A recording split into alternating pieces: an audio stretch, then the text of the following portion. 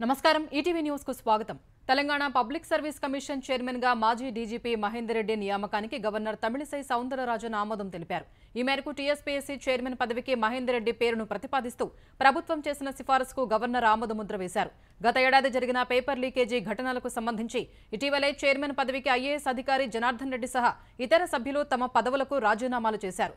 న్యాయ సలహా తర్వాత గవర్నర్ వారి రాజీనామాల్ని ఆమోదించారు। టీఎస్పీఎస్సీ ప్రక్షాళనలో భాగంగా కొత్త బోర్డు నియమించాలని నిర్ణయించిన ప్రభుత్వం చైర్మన్ పదవికి మహేందర్ రెడ్డి పేరును ప్రతిపాదించగా గవర్నర్ ఆమోదించారు।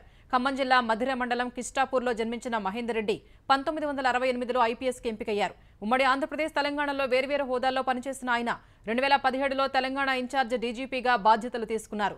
2018 ఏప్రిల్ 10న పూర్తి స్థాయి డీజీపీగా నియమితులై 2022 డిసెంబర్లో పదవీ విరమణ చేశారు। ప్రస్తుతం 61 ఏళ్లు నిండిన మహేందర్ రెడ్డి టీఎస్పీఎస్సీ గరిష్ట వయోపరిమితి నిబంధనల ప్రకారం ఈ ఏడాది డిసెంబర్ వరకే పదవిలో ఉంటారు।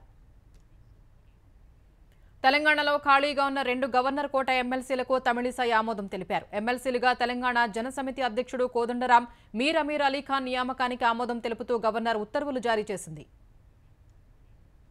తెలంగాణలో పట్టభద్రుల ఎమ్మెల్సీ స్థానాన్ని కైవసం చేసుకోవడంపై కాంగ్రెస్ దృష్టి సారించింది।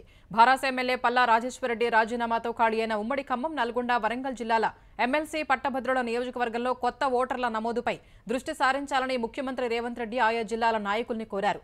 3 ఉమ్మడి జిల్లాలకు చెందిన మంత్రులు, ఎమ్మెల్యేలు, కాంగ్రెస్ నాయకులు అప్రమత్తంగా ఉండి ఓటర్లను నమోదు చేయించాలని సూచించారు।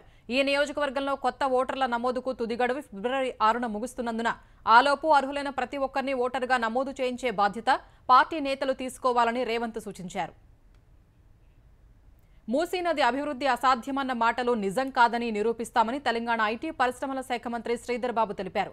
తెలంగాణ ప్రగతిలో మూసీ నది అభివృద్ధిని ఒక చిహ్నంగా నిలబెట్టేలా తమ ప్రభుత్వం ఆలోచనలు చేస్తోందన్నారు। హైదరాబాద్లో భారత పరిశ్రమల సమాఖ్య తెలంగాణ శాఖ ఆధ్వర్యంలో ఏర్పాటు చేసిన ఇన్ఫ్రా రియల్ ఎస్టేట్ సదస్సును మంత్రి ప్రారంభించారు। ఈ సందర్భంగా మూసీ నది అభివృద్ధికి సంబంధించి సిఐఐ ఏర్పాటు చేసిన అభివృద్ధి ప్రణాళికను ప్రత్యేకంగా పరిశీలించి వివరాలు తెలుసుకున్నారు। తెలంగాణ ప్రగతిలో పారిశ్రామికవేత్తలు భాగస్వామ్యం కావాలని కోరారు। వారిచ్చే సలహాలు, సూచనలతో తమ ప్రభుత్వం విధానపరమైన నిర్ణయాలు తీసుకుంటుందని వివరించారు। కాంగ్రెస్ 45 రోజుల పాలనలో ఢిల్లీ పర్యటనలు మినహా సీఎం రేవంత్ రెడ్డి సాధించింది ఏదీ లేదని భారాస కార్యనిర్వాహక అధ్యక్షుడు కేటీఆర్ విమర్శించారు। కాంగ్రెస్ గెలిస్తే తెలంగాణ పాలన ఢిల్లీ నుంచి జరుగుతుందని తాము ముందే చెప్పామని గుర్తు చేశారు।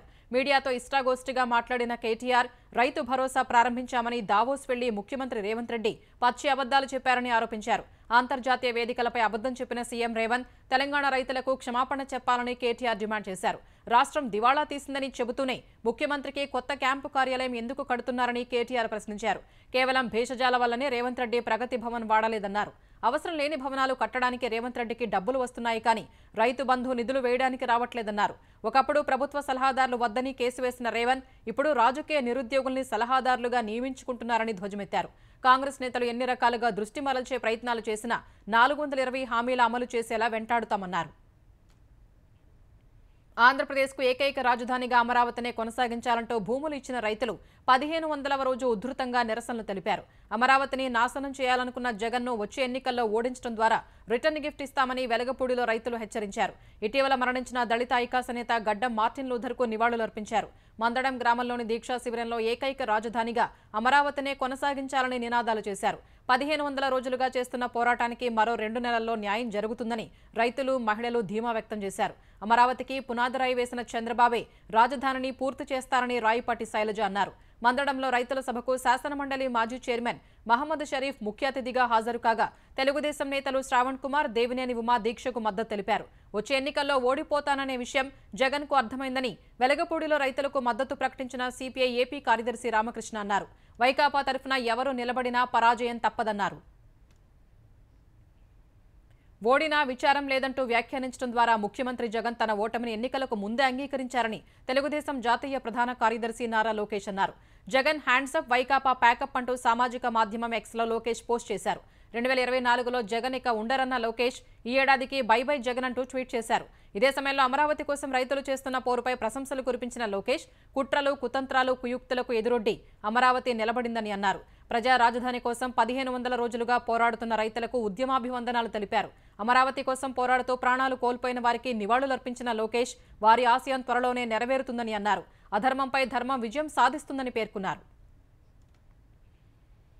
వైఎస్ఆర్ కుటుంబంలో చీలిక చేతులారా జగన్ చేసుకున్నదే అని ఆంధ్రప్రదేశ్ పీసీసీ అధ్యక్షురాలు షర్మిల స్పష్టం చేశారు. దీనికి సాక్ష్యం దేవుడు, తల్లి విజయమ్మ, కుటుంబ సభ్యులని షర్మిల చెప్పారు. తిరుపతిలో ఎడ్యుకేషన్ సమ్మిట్లో జగన్ చేసిన వ్యాఖ్యలపై ఆమె ఎదురుదాడికి దిగారు. వైకాపా కష్టాల్లో ఉంటే నిస్వార్థంగా ఎండనక వాననక నెలల తరబడి పాదయాత్ర చేసి జగన్ను గెలిపించారని షర్మిల అన్నారు. సీఎం అయ్యాక జగన్ పూర్తిగా మారిపోయారని, తనకు అన్యాయం చేశారని షర్మిల ఆవేదన వ్యక్తం చేశారు. కాకినాడలో పార్టీ నేతలతో సమావేశం సందర్భంగా ఆమె ఈ వ్యాఖ్యలు చేశారు. గణతంత్ర దినోత్సవాన్ని పురస్కరించుకుని ఉత్తమ సేవలందించిన అధికారులకు కేంద్రం గ్యాలంటరీ అవార్డులు ప్రకటించింది. ఉత్తమ సేవలందించిన 1132 మంది అధికారుల్ని పురస్కారాలకు ఎంపిక చేసింది. ఇందులో police, fire service, home guard, civil defence కు చెందిన వారు ఉన్నారు. శౌర్య విభాగంలో 2 ప్రెసిడెంట్స్ మెడల్, 275 గ్యాలంటరీ పథకాల్ని ప్రకటించారు. తెలంగాణకు 6 గ్యాలంటరీ, 12 ఉత్తమ ప్రతిభ, 2 రాష్ట్రపతి అవార్డులు దక్కాయి. సీనియర్ ఐపీఎస్ అధికారి డిఎస్ చౌహాన్ కు ప్రెసిడెంట్స్ మెడల్ అవార్డు దక్కగా అదనపు డీజీ సౌమ్య మిశ్రా కూడా ప్రెసిడెంట్స్ మెడల్ అవార్డు అందుకోనున్నారు. తెలంగాణ నుంచి 5 కానిస్టేబుళ్లు, 1 ఎస్ఐకి గ్యాలంటరీ అవార్డు దక్కింది. ఉత్తమ ప్రతిభ కేటగిరీలో ఆంధ్రప్రదేశ్కు చెందిన 9 మంది అవార్డులకు ఎంపికయ్యారు.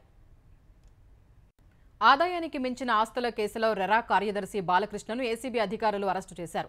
బుధవారం తెల్లవారుజాము నుంచి 14 బృందాలతో హైదరాబాద్ మణికొండ పుప్పాలగూడలోని ఆదిత్య పోర్ట్ వ్యూ విల్లాలోని బాలకృష్ణ నివాసం, ఆయన బంధువులు, సన్నిహితుల ఇళ్లు, కార్యాలయాల్లో అర్ధరాత్రి వరకు తనిఖీలు చేశారు. పెద్ద మొత్తంలో ఆస్తుల పత్రాలు, రిజిస్ట్రేషన్ దస్తావేజుల్ని అధికారులు స్వాధీనం చేసుకున్నారు. 40 లక్షల నగదు, 2 కిలోల బంగారు ఆభరణాలు, 60కి పైగా ఖరీదైన చేతి గడియారాల్ని సీజ్ చేశారు. 40 వరకు ల్యాప్టాప్లు, ఐఫోన్లు, బ్యాంకుల్లో కోట్ల రూపాయల డిపాజిట్లకు సంబంధించిన పత్రాలు, విల్లాలు, ప్లాట్లు, భూములు, ఏకంగా 100 కోట్లకు పైగా ఆస్తులున్నట్లు గుర్తించిన ఏసీబీ అధికారులు ఆయన్ను అరెస్ట్ చేశారు. జాతీయ ఓటర్ల దినోత్సవం సందర్భంగా దేశవ్యాప్తంగా ప్రత్యేక అవగాహన కార్యక్రమాలు, ర్యాలీలు నిర్వహించారు. దేశ ప్రజాస్వామ్యాన్ని మరింత పరిపుష్టం చేసేందుకు ఓటు నమోదు చేసుకోని యువజనులు తక్షణమే ఆ హక్కు పొందాలని ప్రధాని నరేంద్ర మోదీ పిలుపునిచ్చారు. దేశ ప్రజలందరికీ ప్రధాని జాతీయ ఓటర్ల దినోత్సవం సందర్భంగా శుభాకాంక్షలు తెలిపారు.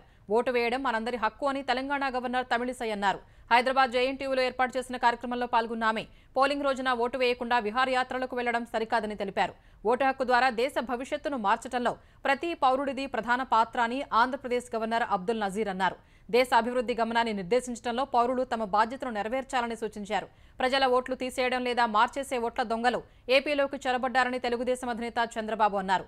నకిలీ ఓట్ల చేరికల పట్ల ప్రతి ఒక్కరూ అప్రమత్తంగా ఉండాలని సూచించారు. అటు జాతీయ ఓటర్ల దినోత్సవాన్ని పురస్కరించుకుని తెలుగు రాష్ట్రాల్లో విద్యార్థులు, అధికారులు ర్యాలీలు చేశారు.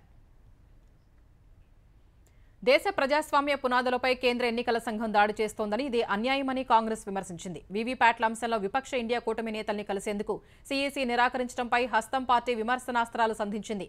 తమ ప్రతినిధుల్ని ఎన్నుకునే స్వేచ్ఛను ప్రజలకు అందించడమే జాతీయ ఓటర్ల దినోత్సవ ప్రధాన ఉద్దేశమని కాంగ్రెస్ అధినేత మల్లికార్జున ఖర్గే అన్నారు.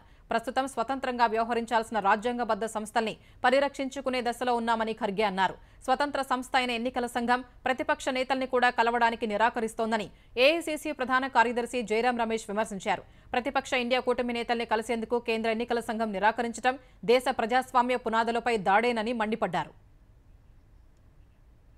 దేశ సర్వోన్నత న్యాయస్థానంలో న్యాయమూర్తుల సంఖ్య పూర్తి సామర్థ్యానికి చేరింది. కొత్తగా జస్టిస్ పీబీ వరాలే న్యాయమూర్తిగా ప్రమాణం చేయడంతో సుప్రీంకోర్టు జడ్జిల సంఖ్య 34కు చేరింది. సుప్రీంకోర్టు ప్రాంగణంలో జరిగిన కార్యక్రమంలో ప్రధాన న్యాయమూర్తి జస్టిస్ డివై చంద్రచూడ్ జస్టిస్ వరాలేతో ప్రమాణం చేయించారు. జస్టిస్ ఎస్కే కౌల్ పదవి విరమణతో ఖాళీ అయిన పోస్టును జస్టిస్ వరాలే భర్తీ చేశారు. జస్టిస్ వరాలే ప్రమాణ స్వీకారంతో సుప్రీంకోర్టులో ఖాళీలు మొత్తం భర్తీ చేసినట్టయింది. ప్రస్తుతం సుప్రీంకోర్టు న్యాయమూర్తులు justice BR Gavai, justice CT Ravikumar తర్వాత ఎస్సీ వర్గం నుంచి వచ్చిన 3వ న్యాయమూర్తిగా జస్టిస్ వరాలే నిలిచారు.